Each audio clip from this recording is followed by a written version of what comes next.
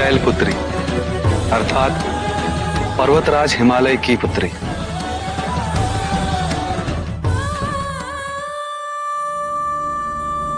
किंतु इस जन्म से पूर्व वो प्रजापति दक्ष की पुत्री थी।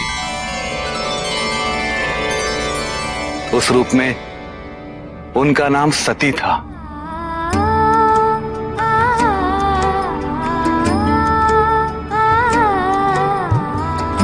प्रजापति दक्ष महादेव के विरोधी थे। ये जानते हुए भी माता सती को महादेव से प्रेम हो गया।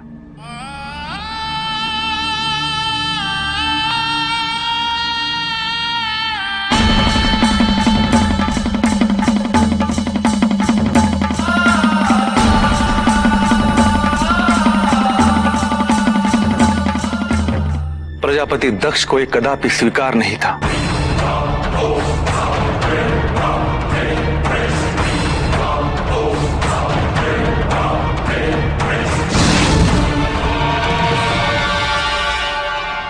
माता सती को समझाने के हर विकल्प निष्फल हो गए।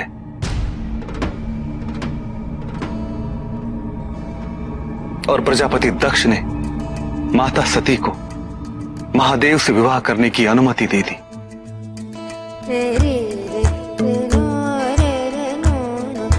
विवाह के उपरांत माता सती कैलाश पर वास करने लगी। किंतु प्रजापति दक्ष का अहंकार इस संबंध को स्वीकार नहीं कर सका।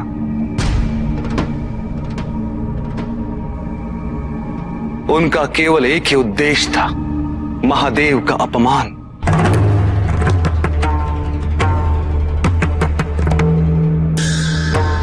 इसी मंशा को लेकर उन्होंने एक यज्ञ का आयोजन किया। सभी देवी देवताओं को निमंत्रित किया गया, केवल महादेव और माता सती को नहीं।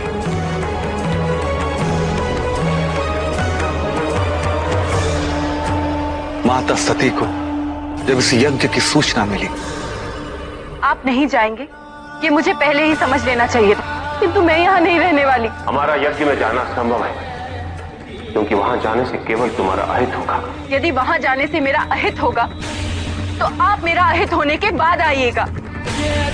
आपको मेरी सौगंध है महादेव। सती, महादेव के मना करने पर भी माता सती प्रजापति दक्ष के उस महायज्ञ स्थल पर पहुंची। पिताजी, मैं आ गई पिताजी। बारंबार मुझे पिता का संबोधन कर मेरा अपमान मत करो कन्या। सदैव मैंने अपने पवित्र समाज से उस जंगली शिव को दूर रखा। यदि तुम्हें मेरी चिंता होती तो तुम उस कपाली, उस भिक्षाटन पर जीने वाले को मेरे जीवन और मेरी संस्कृति में इस तरह लेकर नहीं आते। उन्हें अपने पिता के उद्देश्य का बोध हुआ और वो उसे सहन नहीं कर सकी। मैं अपने महादेव को नमन करते हुए स्वयं को, इस देह को इसी क्षण इसी अग्निकुंड में भस्मीभूत करती हूँ।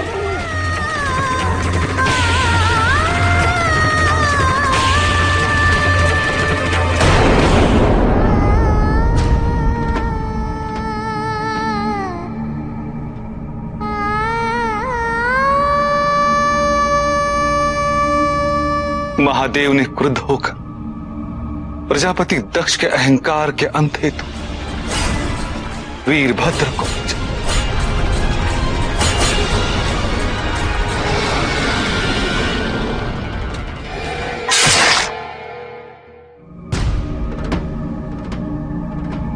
इसी के उपरांत माता ने अगला जन्म शैलराज हिमावन और महारानी मैनावती के यहाँ पुत्री के रूप में लिया। इस जन्म में महादेव के साथ उनका पुनर्विवाह हुआ।